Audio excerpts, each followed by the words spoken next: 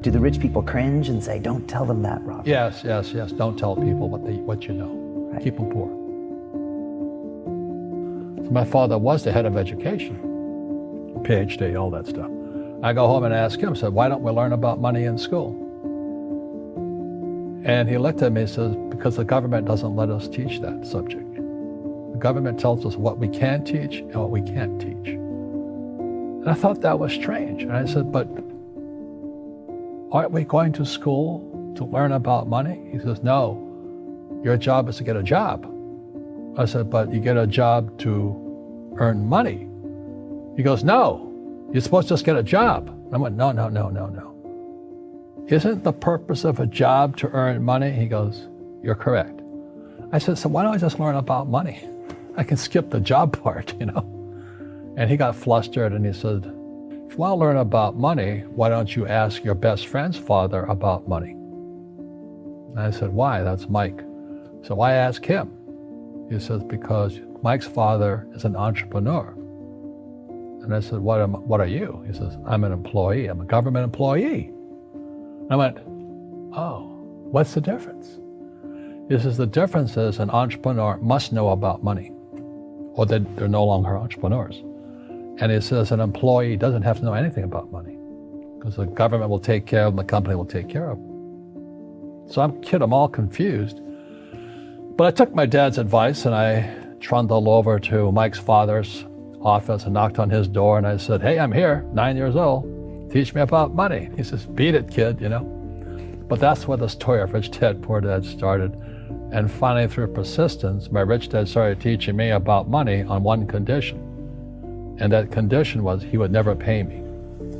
He says, the moment I pay you, you think like an employee. He says, that's the trap. Entrepreneurs work for free. And now I'm 9 years old, my head's going cracking in half.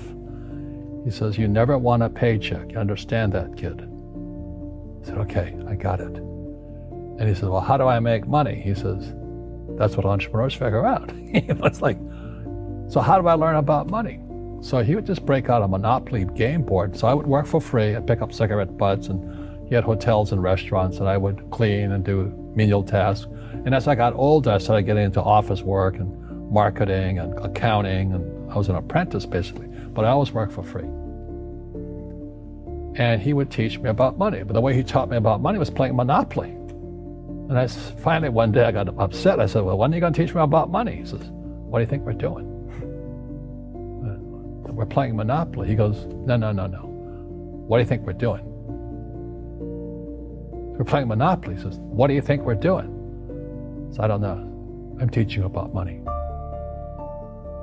And then that's when, you have one greenhouse. He says, there's many formulas for great success in money. There's thousands of them, but one of the best ones found on the game of Monopoly. It still is today. 4 greenhouses, 1 red hotel. I said, what? He says, one of the greatest ways to acquire great wealth is playing Monopoly in real life. 4 greenhouses, 1 red hotel. Is that all there is? He goes, that's it. And he says, what do you think I'm doing? And I went, I don't know. So then he took me out and he showed me his greenhouses. And 10 years later, when I was 19, I was now in school in New York, and I come back to Hawaii, and Rich Dad had bought the biggest piece of land smack dab in the middle of Waikiki Beach. And when you go to Waikiki Beach today, you'll see the Hyatt Regency Hotel. That was his hotel. Just like the game of Monopoly. Just like the game of Monopoly. Acquired assets and they became bigger assets. He just kept what's called an assemblage, because that property wasn't that big at that time. So he had to buy out all the small guys. Because Waikiki was a little dirt water little town. So he'd buy out this shop owner and buy that shop owner. And it took him a while, but he finally assembled this large piece of property. And then he and Hyatt put up this giant hotel.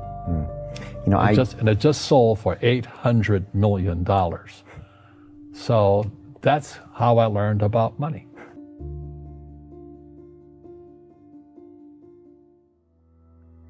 I've had financial crashes. I've had people stab me in the back, but they're all good because I grow from it. That's spirituality. Right. People who are afraid of making mistakes, like they teach in school, they don't ever grow. Because spirituality is there's good and there's bad, there's right and there's wrong, there's up and there's down. Most people only want to be right, they only want to be positive. Well, you can't have that. That's not reality. Well, I wasn't poor by most people's standards, but I came from a family with a poor attitude, if you know what I mean. Because rich, poor, middle class, poverty starts with a fundamental attitude. Poverty is passed on. It's taught in your families. And middle class is taught in families. And so the people right now who are sitting at home, who are struggling financially or worried about money or unhappy, they may be making a lot of money, but unhappy with what they're doing, it was probably taught to you. Your superego was taught, get a job, work hard, or you'll never be rich, or the rich are evil, or whatever. The school system will never teach you about money. The school system was designed to teach you to be an employee, which is important, or a doctor or a lawyer, a specialist, but never about money.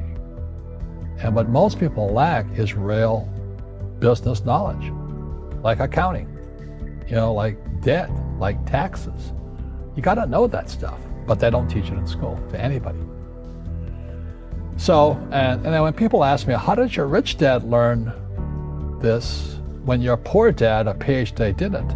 And the answer is very simply, my rich dad, who's my best friend's father, his father died when he was 13. So his rich dad had this family business at 13 to run. So he had to drop out of school, which was his blessing. There's blessings, and sometimes the blessing doesn't look like a blessing, but it turned out to be a blessing. And then his teachers became his bookkeeper, his accountant, his attorney, his banker, his real estate agents. So he has what I call real teachers, not these fake teachers in school. You see, most teachers in school, they're out of ethics. They teach subjects they themselves don't practice. I asked the teacher, I said, I'm in my third year of calculus now. It was called strength of materials. I said, am I ever going to use this stuff? He goes, no. I said, why do you teach it? He says, because I get paid. I said, do you ever use it? He goes, no. And that's why, you have to, in life, one of the things I suggest to people, you got to find a real teacher versus a fake teacher. And a fake teacher is somebody who doesn't do what they teach. And a real teacher is doing what they teach every day. So my accountants, my attorneys, they're in it every single day. That's how I learn, because every day I'm solving problems in my business. So I have accountants and attorneys and bankers and all these people on speed dial because I'm solving problems with my team. I see you giving this knowledge out, and yeah. Do the rich people cringe and say, don't tell them that, Rob? Yes. Don't tell people what you know. Right. Keep them poor. But, unfortunately, the poor, as was in the Bible, I'm not real religious, the poor will always be amongst us because it starts up here. Right, it's that fear mentality. It's in their words, and the words become flesh. Again, I'm not really religious. I flunked out of Sunday school also. But when they say I can't afford it or I can't do that, they go down. They become what they say. My PhD daddy says, what do you think I am, made of money?